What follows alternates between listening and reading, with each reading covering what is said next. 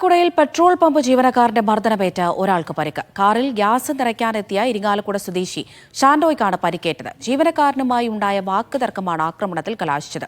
മർദ്ദനത്തിൽ ജീവനക്കാരനായ സജീവനെ പോലീസ് കസ്റ്റഡിയിലെടുത്തു.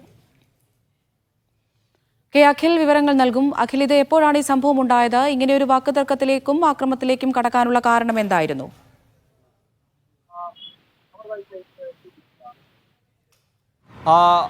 അമൃത, ഇന്ന് വൈകുന്നേരത്തോടു കൂടിയാണ് ഈ സംഭവം ഉണ്ടാകുന്നത്.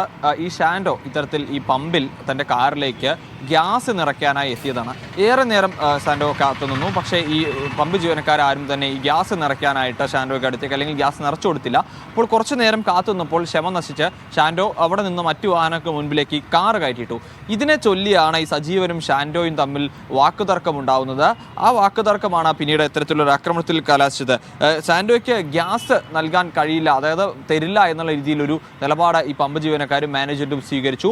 അതിനു പിന്നാലെയാണ് ഇത്തരത്തിൽ ഈ സജീവൻ ഇത്തരത്തിൽ ഷാൻഡോയുടെ സജീവൻ തലയ്ക്കാണ് അടിച്ചത്. അതിൽ ഏറ്റവും വലിയ കാര്യമെന്ന് പറയുന്നത് ഷാൻഡോയ്ക്ക് അടി കിട്ടിയിട്ടും പമ്പ് ജീവനക്കാരോ അല്ലെങ്കിൽ മറ്റുള്ള ആളുകളോ ഇവരെ ആശുപത്രിയിൽ കൊണ്ടുപോകാൻ തയ്യാറില്ല. പിന്നീട് ഈ പഞ്ചായത്ത് പ്രസിഡന്റ് അറിഞ്ഞതിന് ശേഷം പഞ്ചായത്ത് പ്രസിഡന്റ് വിളിച്ചു പറഞ്ഞതിന്റെ അടിസ്ഥാനത്തിൽ പോലീസ് എത്തിയാണ് ഈ ഷാൻഡോയെ ആശുപത്രിയിലേക്ക് കൊണ്ടുപോയത്. എന്തായാലും സംഭവ സ്ഥലത്ത് വെച്ച് തന്നെ സജീവനെ പോലീസ് കസ്റ്റഡി എടുത്തിട്ടുണ്ട്.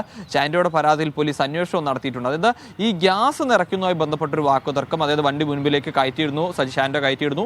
അതിൽ പ്രകോപിതനെ പമ്പ് ജീവനക്കാർ വാക്കുതർക്കത്തിലിടുന്നു. തുടർന്നാണ് ഇത്തരത്തിൽ ഷാൻഡോയുടെ തലയ്ക്ക് സജീവൻ തലക്കടിക്കുക ഉണ്ടാവുന്നത്.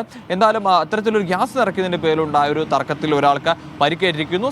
ഷാൻഡോയുടെ പരിക്ക് ഗുരുതരമുള്ളതല്ല എന്നാണ് നമുക്കറിയാൻ സാധിക്കുന്നത്. അമൃത. ശരി.